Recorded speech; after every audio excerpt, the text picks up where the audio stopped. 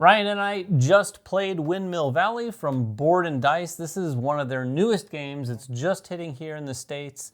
This is a very colorful and medium weight Euro, strictly medium weight. It might feel heavier at times in your head.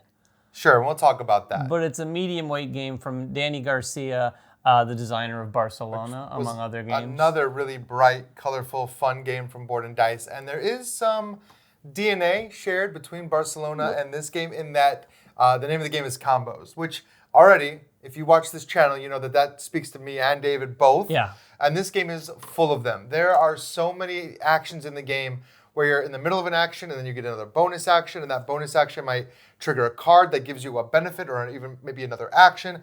And so there is a lot you're doing, and I can tell you after having played it, it does tick a lot of those same boxes that Barcelona ticked for me. For sure.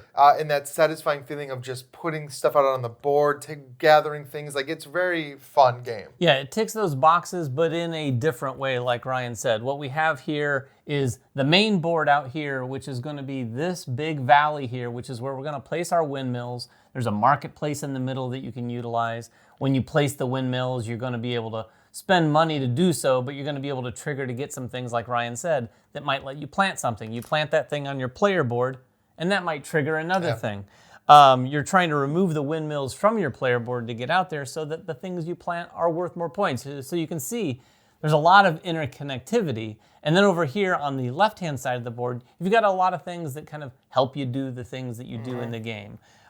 There's this really cool mechanism with these wheels that allow you to take your actions. This is basically what your turn is built around. You're going to move this one space generally, depending on the water level, and take one of these two actions. But even then, you can upgrade, and you might even get tiles that let you take both of the actions. You can get, what are these called? Farmers helpers? Farmers assistants. Farm assistants, yeah. These are cards that you can get that you can add to your board in one of two ways. Yeah, they either become helpers, which go at the top of your board and give you variable powers, or they go to the bottom of your board and become contracts. Now, there's not a lot of ways to score points in this game. At the end of the game, it really only looks at three things. One of those being contracts, one of those being windmills, and one of those being your planting. You can approach this game with a variety of different strategies. Yeah. I don't think you can ignore any one of these completely. I think you do need to try to get some contracts that work well. But that being said, these contracts score for a ton of different things. The name of the game is finding the contract that fits the strategy you're doing. If you find yourself, like I did, planting the dark purple flowers, contract comes up that scores dark purple, you try to grab it before somebody else does. And a large part of that is timing your turns and timing your actions with that wheel. David mentioned that wheel is going to spin every round, and that's going to show you your action choices. But that wheel is controlled by this water thing here. You can set how far you want your wheel to go, 1, 2, or 3 spaces, but it also raises up the water level. And then in subsequent turns, people can leave it where it is, or they can drop it down back to 1 and kind of start that process again. And that's twofold. You're either trying to set yourself up in such a way that you can make some big moves, or maybe you want it really high so that your opponent can't just move it one space, right, or whatever. They have to drop it back down to move it one space. So there is a lot of choices in with that as well. Yeah, there's a lot of basic actions that are on those wheels to begin with. The left wheel has like one of each of the main actions, and then the right wheel is going to have an action that lets you decrease this water level here and gain some coins and or points. But those actions on the left-hand wheel are really what drive the game. You're going to have actions that let you go to the marketplace. And you go to the marketplace, you're going to go around there and do a number of different things. It's typically at the marketplace collecting different bulbs and or planting those bulbs. Mm-hmm. Then you can go to this shipping thing, which you did a lot in our game. I did a lot, and I'll say that your strategies are based a lot on what you're building out. Exactly. You start with mostly symmetric powers. You do have a little bit different wheel, so some of the actions are in a different spot, which is good because you don't want everyone just taking the same actions in order. But I built up my wheel. I took a starting card, and everybody gets a starting card. I took one that made my shipping action better, and then it was able to get some tiles that made my shipping action better as well. So between the tiles and my power, I was able to really make good use of that action, and I think that is true for any action in the game. You really went heavy on that enhancement action. Yes. And you almost had I think you might have had your entire board enhanced by the end. All practically. I had a starting card that basically gave me a tulip bulb of any color I wanted whenever I took that enhancement action. And then I got another card that I had my eye on from the very beginning that gave me points when I did that action.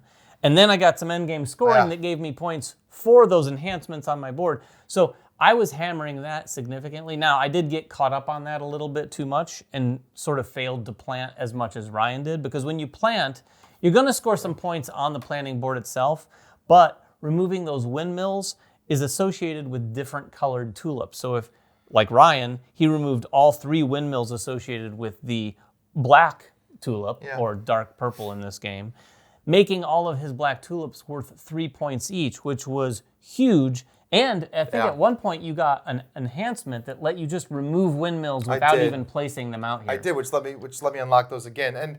And so that's kind of the thing. The game doesn't give you a ton of ways off the start of the game to score points. You're finding your own ways to score points. You're creating your own combos by getting those helper cards, and you're creating your own in-game scoring situations by putting those contracts down. And so as the game progresses, you start to see what other players are doing. You start to see where they're scoring points, where you're scoring points. Your powers and your strategies kind of start to synergize throughout the game in a really interesting way, I'd say, because when you start off the game, it really is like a blank canvas. The only thing that might inform your decisions is where your actions are on your particular wheel. And that one starter card. Like, and again, you may or may not lean into that power or not. There might be some, you can, on your first turn, grab a helper card that may even benefit you even more. Exactly. So you really don't know until you see how the board is going to be set up and what's going to be available, because all this stuff out here is variable as far as the cards that are available, the enhancements, and even these trading cards. There's a wide variety of them that you're going to go through. So you don't really know, you can't count on a particular thing every game. Yeah, and regardless of what main action you take, all of them effectively give you access to a lot of the different actions. Like, some of them are very specific, like getting enhancement or farmer helper, but a lot of the other places you see around the board effectively have access to, oh, and then I get to plant, or oh, and then I get to do this. So it does create a lot of fun puzzles to solve, but they are kind of like brain melting puzzles at times, because you can really like take some time to figure out, ooh, wait a minute, instead of just planting, I could do this over here because it's going to give me a plant. It reminded me a little bit of Toletum, another game which kind of like really goes crazy in that respect. There's a little bit of that here. The whole game progresses by those wheels spinning, though. At the beginning of every turn, you're going to, like Ryan said, increase that water level. That dictates how fast your wheels are going to spin, 1, 2, or 3, basically, on a turn. Every time your left wheel gets around a full cycle from the beginning of the game, you're moving down this calendar. The first person to move down that calendar 4 times is going to trigger the last round of the game, effectively, and that's it. You're going to add up all of your points. Now, we do want to talk about who we think this game is for and who it's not for. I think the simple who it's for is people who love those combo-tastic sort of cascading turns. I mean, it has almost a roll and right or flip and right kind of feel, as far as like, I did this and it got this and it gave me this and I covered this and that gave me this bonus. Like, there were some turns, especially as you start to upgrade your wheel, there are some that let you take both actions, the left side of your wheel and the right side of your wheel. So you're taking 2 actions to start, and then each one of those actions can cascade. Every time you plant, you're getting some, and then you're looking across your cards. Your cards might say, if this happens, then also do this. And so that, for somebody that enjoys that feeling, it is very satisfying. There's a flip side to that I'll talk about later. Yeah. But the comboing, and also I think for people that like to create their own scoring situations, that like to build their own combos, that like to score points in unique ways, where other people are looking around the table going, wow, how did you just got 10 points from something? It's like, yeah, this is a combo that I've worked really hard to build, and then when you finally fire it off, it's very satisfying. Yeah, a lot of the cards, especially these farmers cards, when you get them across the top of your board, and even some of the enhancements that are uniquely special, like sometimes you might take an action tile that does effectively the same thing as the basic action, but also gives you 2 coins. Or better, just a better version of it. Or a better version of those actions. When you combine that with having some of these helper cards that even enhance it more, like Ryan said, someone's going to take a turn, and everyone's going to hate you whenever you take that turn, because like, I'm going to do this, I'm going to do this, and you end up with like 6 or more points in the one turn. It gets a little crazy. The flip side of that being, like Ryan alluded to, it can be a bit much to keep track of. It can be a lot to keep track of. And I want to bring up one point on that too. Something that you might not have noticed about the wheels is that one side has 6 and one side has 5. So even if somebody does create like a perfect storm of 2 actions that are perfect together, probably the only time it's ever going to happen. Yeah, they don't come back around to each other. I think they did the math, it was like 20-something rotations, but it can be a lot. It can be a lot to try to plan that wheel out, try to get those two combined. And then even when you are on your turn, when we played, there was a point where David stopped and goes, oh, did I do one of the things that my card was supposed to do? Right. Because there is so much you have to remember and keep in the forefront of your mind to be like, okay. And then even when you're thinking about your turn and you planned your turn and then you get in your turn and say, when I planned this, I was supposed to have a red bulb. Like, where did I get that red bulb? And then you go, oh, but I was supposed to do this first. And then, like, that can definitely happen. Right. And I think you do need a table that's willing to forgive. Yeah. And allow a little rewinding, especially early on, and be like, shoot, every time I did this, I was supposed to get this, and that would have let me actually use the plant. Can I go back and do that now? And it's like, okay, let's have some forgiveness, because it is a lot. Yeah, your first game is definitely going to have some rewinding. But a little rewinding for all the things you can do here is probably a small price to pay for sort of the combo-tastic aspect that this game gives back to you. Yeah. Like, I don't mind that at all at our table. And I think it helps to have a player that's played the game that's kind of watching too and saying, well, hey, don't forget, you have a card. When you do the trade action, you get your points. Did you get your points? Yes, narrate your turns. Narrate your turns for sure. Right. Because oh, yeah. This is not one of those games where you want to see somebody go, no, I'm done. And you're like, what? There's a lot of moving parts for sure. It can be a lot to take in.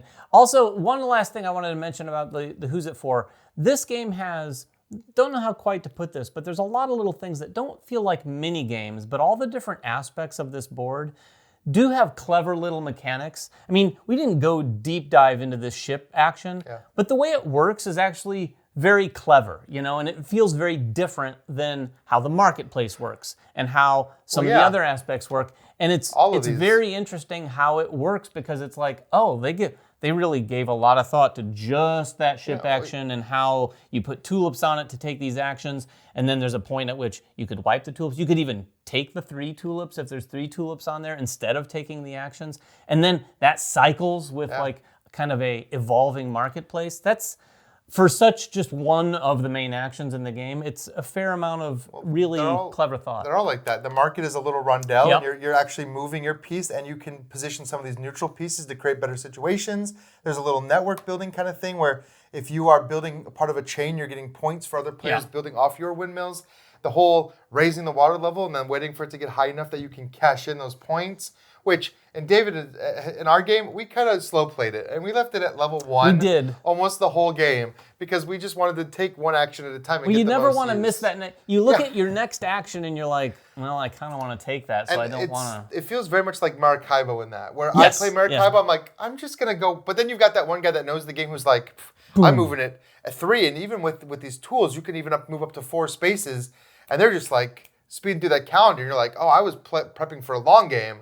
And they're getting this game out. Like, this is only going to be like 10 rounds. So, you have to balance that. I would like to see how this game is to rush it. Although I say that, and then I never you get there and you're like, I can rush it. And you're like, oh, but I missed the windmill. I want to do all the things. It's a lot of fun. And I have to say, this is another hit from Board and Dice and Dani. It's really nice to see. Dani hasn't been around too long. I mean, I'm not sure. Like, I only recognized the games when it came to Barcelona and then Arborium, which is another like crazy, like weird mechanics, like combo-y game.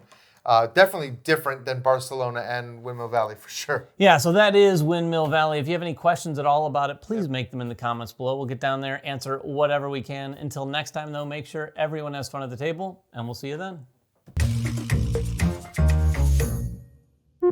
Shoot, every time I did this, I was supposed to get this, and that would have let me actually use the plant.